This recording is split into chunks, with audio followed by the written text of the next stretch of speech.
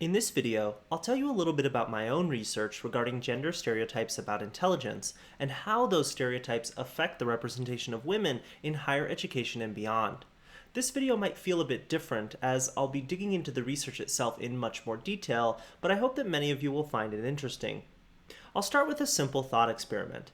If I were to ask you who's brilliant, who would come to mind? Well, due to a variety of historical factors, most of the brilliant thinkers we think of from the past tend to be men. For example, if you Google famous thinkers or the greatest minds of all time, you'll see lists dominated by men. At least when I did this, almost all of the brilliant thinkers and scientific geniuses that came up were men. The top hit, for example, was a list of 99 men and only one woman, Marie Curie. And what about pop culture? On TV, many of the most popular shows feature male protagonists with exceptional intellectual ability, and even kids' shows are not immune. Here we see the same trend. The geniuses on TV almost always tend to be men.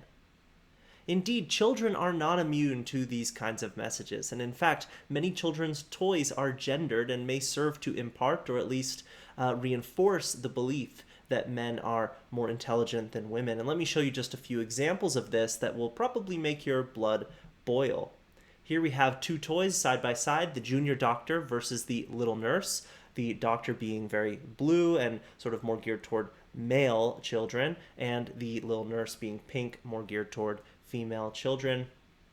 Here we have How to Be Gorgeous, Smart Ways to Look and Feel Fabulous, a book for young girls, and there's a picture of a girl on it, versus How to Be Clever, Smart Ways to Get Smarter, a book with a boy on the front.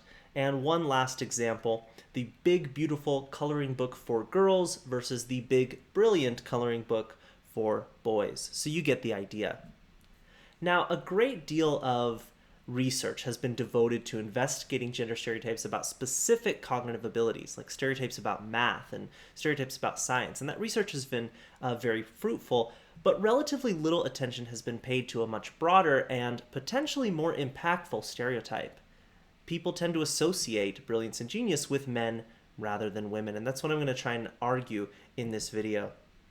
Take, for example, Google searches made by parents. An article from the New York Times just a few years ago reported that parents are about 2 to 3 times more likely to Google things like, is my son a genius, intelligent, and so on, rather than, is my daughter a genius, intelligent, and so on. And in contrast, parents are more likely to Google appearance-based inquiries about their daughters than their sons. And this is critical because if girls grow up with even an implicit awareness that their own parents unintentionally view them as less intelligent than boys, this could have serious downstream consequences. Okay, so why is this important? Well, first of all, we know that the stereotype just is not true. There's plenty of research showing that mean differences in the intelligence of men versus women are either non-existent or they're so tiny that they don't mean anything at all. And there's also cases where, for certain kinds of intelligence, women have the advantage. So it's really a mixed bag, and we don't want people believing false information about these kinds of things, especially when it's harmful information. And that's one reason it matters a lot to me. And beyond that, I also expect that this false belief plays an important role in shaping women's career aspirations. So it's also important for that reason. And to illustrate, let's take a look at women's representation in higher education. In some fields like neuroscience and cell biology, women are doing perfectly fine. Evenly split, 50% men, 50% women, and these fields fall under the category of STEM, meaning science, technology, engineering, and mathematics. STEM is where the emphasis usually tends to be in the research, but as we can see here, some fields are doing okay. But obviously some STEM fields are not, right? In other STEM fields like computer science and physics, for example, there are about 4 men earning degrees for every 1 woman, so heavy underrepresentation for women there. And what about outside STEM and the social science and humanities fields? Here we see that women are also represented in some. In fields like economics, philosophy, and music theory and composition, for example, only about 35% or fewer women are earning their degrees. Now here's where I start to get to the main idea. Both anecdotally as well as from a variety of studies, some of which I'll describe in this video, we know that it's these fields here in which brilliance and genius are said to be necessary for success in those fields. Now, I believe that expectations like this, along with the stereotype about intelligence, play a large role in shaping the statistics you're seeing here. Okay, let me take a step back and pause to illustrate these ideas in the context of an obviously extreme situation. Let's say you're in a classroom and you're picking up on two different messages from your professor. The first message is that you need to be brilliant to succeed in this field. And the second message is you belong to a group that's less likely to be brilliant. In this case, I'm describing women. Not true, but in terms of the stereotype and the belief. But also I want to note that even though it's not the focus of this video, we see the same kinds of stereotypes for other social groups like African Americans. And so I believe the same sort of processes will take place. Now, this situation is problematic for several reasons. First, you may face overt discrimination from the field's practitioners, the gatekeepers as we call them, the professor in this case, who assume that you don't have the requisite traits or ability to succeed. Second, you yourself may sort of mistakenly feel like you don't have what it takes, like you don't belong, or simply that the field is not right for you for whatever reason. In either case, persistence in the field would be reduced, either forcibly because of these gatekeepers or because of internal factors regarding anxiety levels or sense of belonging. Now, as I mentioned, the situation I've described here is very overt and explicit, but it isn't always that way. Many times these messages are sent by accident and in much subtler forms, and it's likely most often the case that it's those brilliance required messages that are actually being sent, whereas the stereotype is sort of just ever present, operating in the background as kind of a part of our society. Regardless of the form they take, however, I have still found these messages to be very detrimental. So a key starting point of my work then is that it's this combination that leads, at least in part, to women's representation. So to reiterate the big idea, sort of the theory, the hypothesis, fields which emphasize brilliance as necessary for success tend to have significantly lower proportions of women. And why would this be the case? Why would we see this relationship? Because of the societal stereotype that favors men's intellectual abilities over women's. Initial evidence for the relationship between brilliance required messages and women's representation came from a survey of over 1,800 faculty members, postdoctoral fellows, and graduate students. In this survey, academics in over 30 fields were asked to provide their beliefs about what's required for success in their field in order to see if there's a relationship between those field-level beliefs about brilliance or whatever and the percentage of women earning their degrees in each field. On this graph, I'll show you the results. Greater scores on the x-axis indicate a greater emphasis on brilliance as being necessary for success over other qualities like hard work and dedication, which in my opinion are more important. On the y-axis, we have the percentage of women earning their PhDs in each field, just because we're looking at the highest level here, but I will note that the trends look the same when we use bachelor degree data for representation statistics instead. Looking at STEM fields alone, we see that fields with practitioners who explicitly endorse the belief that brilliance is required for success, those fields tend to have significantly fewer women earning their degrees. And we see the same pattern of results when looking at social science and humanities fields. Fields' beliefs about what's required for success significantly correlates with the percentage of women earning PhDs in those fields. In another study, I searched through the language used by students in over 14 million reviews on the popular teacher evaluation website ratemyprofessors.com. Specifically, I searched for uses of the words genius and brilliant, with the idea being that greater frequencies of this brilliance-oriented language could serve as sort of an index, a naturalistic proxy for the extent to which such traits are prized in a field. And as predicted, I found the same sort of trend. Greater uses of the words brilliant and genius by students describing their professors was associated with women's representation, such that fields with more of this brilliance-oriented language tended to have lower proportions of women earning their degrees. So again, field-level beliefs about the importance of brilliance for success may hinder members of any group that is said to lack this ability.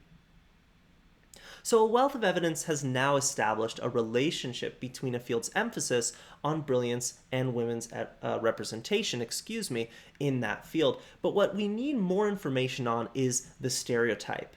In the absence of a brilliance equals men stereotype, as I often call it, we would have no reason to predict that brilliance required messages would discourage women from participating.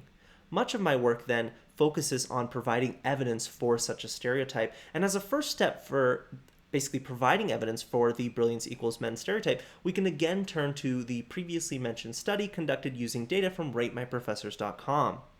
In this study, not only was I able to look at a field's overall amount of brilliance-oriented language, I was also able to look for differences in the extent to which students describe their male versus female professors as brilliant and genius. Let's look at the results of some of these analyses. So here you're seeing the data for genius, and here you're seeing the data for brilliant. Blue dots represent male professors, orange dots represent female professors. The further to the right in the positive direction you get on the x-axis, this means more uses of the words brilliant and genius to describe these male and female professors. You're seeing a scale anywhere from 0 to like 300 right on the x-axis. That looks like a small number because it's sort of scaled. The x-axis is technically uses per millions of words of text because there's a lot of text in these reviews. Don't worry about that too much. Basically, further on the x-axis means more uses of these words. And on the y-axis, we have all the different fields, with fields being higher up on the y-axis if the words are very common. So what you can see, what you should immediately notice, is that the blue dots are further to the right than the orange dots for every single field. So for every single field for which I have data, students were more likely to describe their male professors as genius and brilliant compared to their female professors, indicating a stereotype, indicating a bias. Now, do these data reflect an overall bias against women? Like maybe it's not something about intelligence specifically, but maybe students just don't like their female professors. Well, when we look at the terms excellent and amazing, the bias goes away entirely. And for amazing, there's a slight but not statistically significant advantage for female professors. So it seems then that the bias is specific to superlatives about intelligence. So according to students, it seems that women can be amazing teachers, they can be excellent teachers, but it's the male teachers who are brilliant, and I believe this is evidence of the stereotype. To more directly test for the existence of this brilliance equals men stereotype, I turn to the Implicit Association Test, or IAT, which is a computer-based task that's designed to test participants' stereotypes or associations between categories such as social groups, particularly of interest for me. You can watch my Implicit Stereotypes about race video for a more detailed explanation of how the IAT works, but at a very general level, the task involves sorting through pictures of men and women, while at the same time sorting words from a genius category and words for some creative control category, in this case creative. In other cases, you'll see words like happy or funny or whatever used as the comparison or control category, but I'll get to that in a little bit. So to measure people's stereotypes, we measure how long it takes participants to sort through these various categories and how many mistakes they make. Is the task more difficult when people have to sort female and genius on the same side together versus male and genius? If so, this would be evidence for a bias, and this is the kind of thing the test picks up on. So let me tell you about a few of the studies I've done that use this paradigm. These are all published in the Journal of Experimental Social Psychology, and you can see the reference for that in the bottom right-hand corner of the screen. But I'll note a couple of things. First of all, if you do read that article, in this video I'm presenting the studies in a different order for simplicity, but it should be pretty easy to figure out which is which. I'll also mention that in addition to the IAT, I included a host of explicit measures and scales, other measures of bias, and found that they correlated significantly with the IAT, but I won't mention those results here, again, because I don't want this video to be too ridiculously long. So here's an overview of the stimuli I used in study 1. So we had some pictures of men, some pictures of women, we had the genius category of words, and in this case the comparison was creative, which is something that was designed to be sort of similarly positive. You want to be creative just like you want to be intelligent, but like a different kind of category.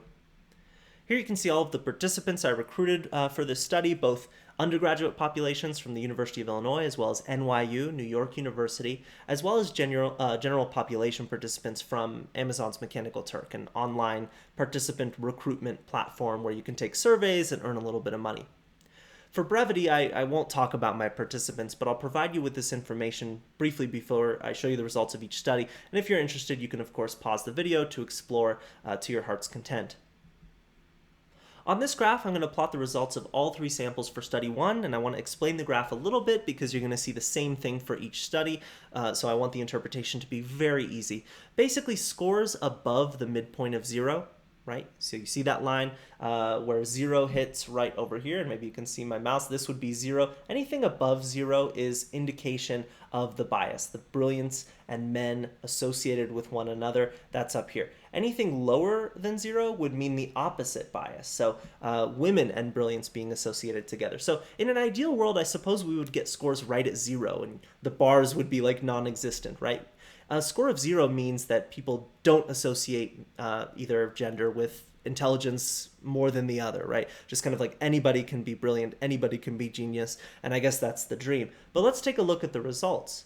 All positive scores, all positive IAT averages, and all significantly, statistically significantly above 0. So I did find, unfortunately, the predicted association between men and brilliant across all 3 samples of undergraduates and general population participants. And interestingly, this effect was consistent for both male participants as well as female participants separately. So both groups associated with intelligence with men, even the women felt that way. Here's what I used for study 2. Everything is pretty much the same here except for the comparison category. I swapped out creative for happy to ensure that we can sort of replicate the results with a different comparison trait, but everything else about the study was the same. And I collect very similar samples. This is a different group of participants than in study 1, but the same 3 samples. And again, you can pause if you're interested. So as you can see, I again found this predicted association between men and brilliant across all 3 samples. So we've replicated the effect with a new control category, sort of increasing our confidence that it's probably this brilliant and men association that's driving the effects. For study 3, I employed the same design as study 1, with that creative category as the comparison, but I recruited a much different sample of participants. Specifically, study 3 was a cross-cultural study in which I wanted to investigate whether the stereotype extends beyond the United States. So I had 70 different countries represented in the study, which I grouped into 8 different regions that you can see here, like Latin America and the Caribbean, Southern Asia, Western Europe, and so on. And what I found was that outside the United States, we're seeing the same bias. We're seeing evidence for the same brilliance equals men stereotype, and this was pretty consistent across all regions for which I had data. Well, let's ask another question here. What about children? If adults have this stereotype, when do children begin to form it? They have to form it at some point, right? In study 4, then, I recruited 9 and 10-year-olds from the University of Illinois area in Champaign-Urbana and the New York area, New York City, to test this. And we see the same kinds of results. For children in both Illinois as well as in New York, same effect. So 9 and 10-year-olds appear to also associate brilliance with men rather than with women. And interestingly, the magnitude of these effects was nearly identical to adults, perhaps indicating that these associations are fully developed by age 9. So it's a stereotype that arises early on in life. Now you might notice that all of the studies I've described so far involve sorting white targets, right? Pictures of white men and white women. But is the stereotype the same for other racial ethnic groups? To address this question of intersectionality, which we learned about in a previous video, I adapted my IAT to use pictures of black targets instead of white ones. Do we get the same results? And in fact, unfortunately, we do. And this suggests that people believe black men are smarter than black women, as with white targets. In the last study that we'll discuss in this video, I worked with researchers at Harvard University to post several IATs, each with different comparison categories, to Project Implicit, which is a website run by Harvard where you can take lots of different IATs measuring all sorts of biases. So this allowed me to further probe the robustness of the implicit stereotype by comparing to a spectrum of traits that were, based on some norming studies, strongly associated with females, so the word beautiful, weakly associated with females, the word friendly, weakly associated with males, funny, and strongly associated with males, strong, no pun intended. So we have a range of comparison traits here, and we also have a bigger sample of 760 participants, and here's what I found. For the first 3 comparison traits, beautiful, friendly, and funny, we see the same effect. So people tend to associate brilliance with men over women, even when the comparison trait is also weakly associated with men, like funny. However, the reverse association is found when the comparison trait is strongly associated with men, so strong. So what this means is that it's only when the contrast attribute, the comparison trait, is strongly male-typed do participants show an association between brilliance and female.